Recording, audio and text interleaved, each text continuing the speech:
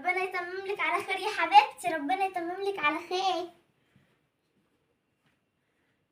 يلا بقى نحطهم كده فوق بعضه.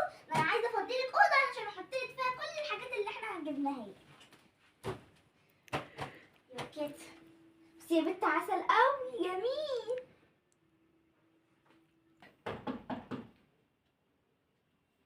لا يا ماما، لا يا ماما، ام علاء، يا ماما ام علاء. نهار اسود، ام علاء، يا نهار اسود، ايه اللي جابها دي؟ يا لهوي يا لهوي يا لهوي، شيلوا الحاجات دي بسرعه شيلوها. السلام عليكم. ايه يا اختي مش عايزه تفتحي لي ولا ايه؟ ده انا بقالي واقفه قدام الباب ساعه. يا حبيبتي اهلا اهلا، والله ما فيش حاجه. اصلا انا يا اختي لقيت عربيه نقل عمالين الرجاله طالعين نازلين عمالين يطلعوا في حاجات، فقلت اجي بقى واشوف. بسم الله ما شاء الله.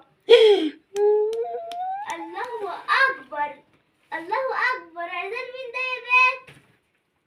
الله، مفيش حاجه والله يا حبيبتي، مفيش حاجه، ده احنا عاملينهم بالقسط، ده احنا طالع عينينا. انا لازم بقى اتفرج واشوف دي بنتي، ده لازم افرح لها. بسم الله الرحمن الرحيم. الله جميل. يا لهوي جميل. الحقي يا ماما، الحقي يا ماما، عماله تفتش في حاجتي. انتي بتقولي اللي هي حاجتها اللي هي عنها وحشه قوي، ما تحسدني يا ماما. ربنا يستر يا بنتي ويعدي النهارده على خير. انا مش عارفه ايه اللي خلاها سمعت. يا لهوي ده ما بتفوتهاش حاجه. انزلي انتي بقى يا ام علاء، انزلي. تلاقي بقى جوزك قلقان عليكي والله وابنك. انا شويه وهنزل اشرب معايا الشاي. حاضر يا اختي، اديني نازله اهو. ما هي لازم امك تجيب لك كل حاجه، ابوك مشتغل شغلتين وانتي احلى واحده في الحاله كلها. يا عيني عليك يا هدى يا بنتي، عمرك ما فرحتي ابدا يا بنتي، عمرك ما فرحتي. اللي ما عارفه اجيب لك كوبايتين ازاز يا هدى.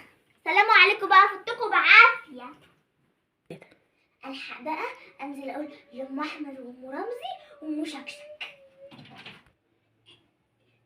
حقيني يا ماما، في حاجه تبقى على نفسي، مش قادره اتكلم، حقيني.